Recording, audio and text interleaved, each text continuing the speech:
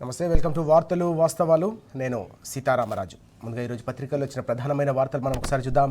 ముందుగా నమస్తే తెలంగాణలో కాంగ్రెస్ కొట్లాట, సీఎం టీడీపీ పాట శీర్షికన ప్రధానమైన వార్త మనకు కనిపిస్తోంది. అన్ని వేళ్ళు ముఖ్య నేత వైపే, మంత్రులు మంటలు, బజార్ల పడిన కాంగ్రెస్ రాజకీయం అంటూ ఈ అంశం కూడా మనం చూస్తూ ఉన్నాం. పాలన గాలికి వదిలేసి ప్రచ్ఛన్న యుద్ధంలో క్యాబినెట్ సభ్యులంతా కూడా కుమ్ములాటలతో ముందుకు సాగుతున్నారనే అంశం. మంత్రుల మధ్యలోకి దూరిన ముఖ్య నేత అనుకూల మీడియా అంటూ ఈ అంశం కూడా మనకు కనిపిస్తూ ఉంది. ఒక్కొక్కరిని టార్గెట్ చేస్తూ బట్ట కాల్చి మీద వేసేలా మొత్తం కథనాలు, వరుస కథనాలు వండి వారుస్తున్నారనే అంశం కూడా మనం చూడొచ్చు. ఇక్కడ భట్టి, పొన్నం, సురేఖ, జూపల్లిపై అవసరార్థం మీడియాస్త్రం, కోమటిరెడ్డిపై అనైతిక కథనంలోనూ ఆయనపైనే అనుమానం, దాన్ని డైవర్ట్ చేసేందుకే మరో మంత్రి మీద వరుస కథనాలు, ఆడేది మీడియా యాజమాన్యాలే అయినా ఆడేస్తున్నది ఆయనే అంటూ ఈ అంశం ప్రధానంగా మనకు కనిపిస్తోంది. పత్రికల భుజం మీద తుపాకీ పెట్టి అసలు కాంగ్రెస్పై అటాక్ జరుగుతుందనే అంశం మనం ఇక్కడ చూస్తూ ఉన్నాం. తాడో పోడో తేల్చుకునే పనిలో డిప్యూటీ సీఎం భట్టి విక్రమార్క అంటూ ఈ అంశం కూడా మనకు కనిపిస్తోంది. ఎవరు రాయించారో తప్పకుండా బయట పెడతా అంటూ నిన్న డిప్యూటీ సీఎం కూడా స్పష్టం చేసిన అంశం మనకి ఇక్కడ కనిపిస్తూ ఉంది. టీడీపీని దెబ్బ కొట్టిందే కేసీఆర్ అంటూ మరో అంశం కూడా మనం చూస్తూ ఉన్నాం. ఇక్కడ ముఖ్యమంత్రి చేసిన వ్యాఖ్యలు ఇవి.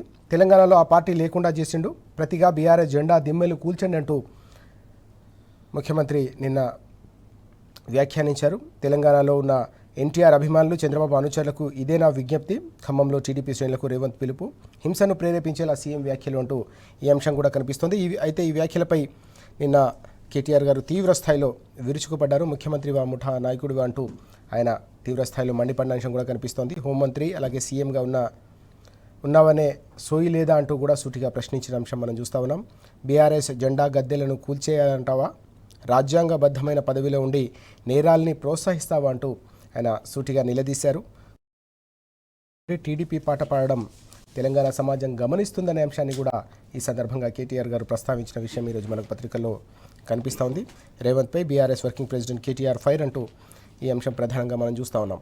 ఇక రాజీనామాకు సిద్ధపడిన కోమటిరెడ్డి అంటూ కాంగ్రెస్ అంతర్గత కుమ్ములాటలకు సంబంధించిన వార్త, తదనంతర పరిణామాల నేపథ్యంలో ఈ వ్యవహారం కూడా మనకు కనిపిస్తుంది. కుట్ర సంగతి తెలుస్తానంటూ వార్నింగ్, కలవరపడి ముఖ్య నేత మరో డైవర్షన్ అంటూ ఈ అంశం మనం చూస్తున్నాం. దీంతోపాటు పంపకాల్లో తేడాలు వచ్చే పంచాయతీలు జరుగుతున్నాయి కాంగ్రెస్లో అంతర్గతంగా అంటూ నిన్న మాజీ మంత్రి జగదీష్ రెడ్డి గారు కూడా తీవ్రస్థాయిలో మండిపడ్డారు. దోచుకో, దాచుకో, పంచుకో, ఇది రాష్ట్రంలో రేవంత్ రెడ్డి పాలన అంటూ ఆయన మండిపడ్డారు. దోపిడీ పాలన కొనసాగుతుందంటూ ఆయన తీవ్రస్థాయిలో ధ్వజమెత్తారు. పరిపాలన గాలికి వదిలేసి క్షుద్ర రాజకీయాలు చేస్తున్నారని జగదీష్ రెడ్డి గారు మండిపడిన అంశం కూడా ప్రధానంగా మనకు కనిపిస్తోంది. అలాగే హరీష్ రావు గారు కూడా తీవ్రంగా స్పందించారు ఈ వ్యాఖ్యలపై. రేవంత్ డిఎన్ఏలోనే ద్రోహ బుద్ధి ఉందంటూ ఆయన మండిపడిన అంశం కూడా మనకు కనిపిస్తూ ఉంది. వెన్నుపోట్లు, అబద్ధాలు ఆయనకు పరిపాటే, రేవంత్ రాజకీయ ప్రస్థానమే ద్రోహాల పుట్ట అంటూ ఆయన వ్యాఖ్యానించారు. కాంగ్రెస్లో ఉంటూ బీజేపీతో చీకటి స్నేహాలు కొనసాగిస్తున్నారని కూడా ఈ సందర్భంగా హరీష్ రావు గారు తీవ్రస్థాయిలో విరుచుకుపడిన అంశం కూడా మనకు కనిపిస్తూ ఉంది. బీఆర్ఎస్ దిమ్మెలను కూల్చాలని ముఖ్యమంత్రి పిలుపునివ్వడం నేరాన్ని ప్రోత్సహించడమే అంటూ హరీష్ రావు గారు మండిపడిన అంశం. దానికి సంబంధించిన సమగ్రమైన కథనం కూడా ఈరోజు పత్రికల్లో మనకు కనిపిస్తోంది.